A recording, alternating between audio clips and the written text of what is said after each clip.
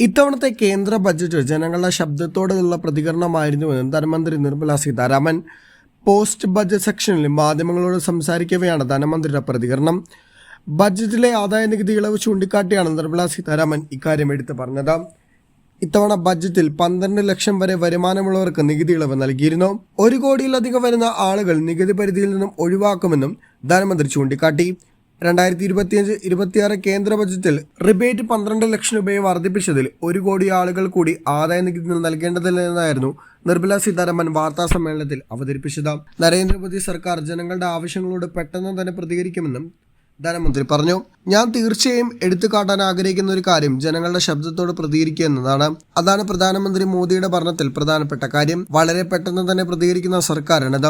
ഇത്തവണ ഫലമായത് നികുതി പരിഷ്കാരമാണെന്ന് അവർ ചൂണ്ടിക്കാട്ടി.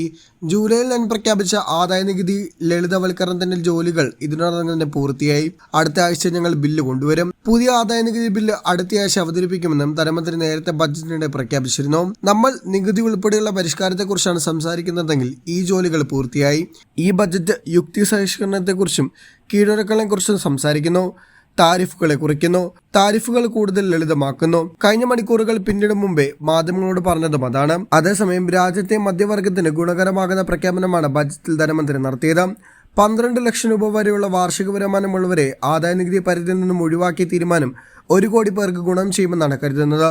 നേരത്തെ ആദായനികുതി പരിധി 10 ലക്ഷമാക്കി ഉയർത്തുമെന്നായിരുന്നു കരുതിയത്. എന്നാൽ ഒറ്റയടിക്ക് 12ലേക്ക് മാറ്റുകയായിരുന്നു. മാത്രമല്ല, നികുതി ഘടന കൂടുതൽ ലളിതമാക്കാൻ ലക്ഷ്യമിട്ട് പുതിയ ആദായ നികുതി ബില്ല് അടുത്തയാഴ്ച അവതരിപ്പിക്കുമെന്ന് ധനമന്ത്രി നിർമ്മല സീതാരാമൻ ഇന്നലെ അറിയിച്ചിരുന്നു.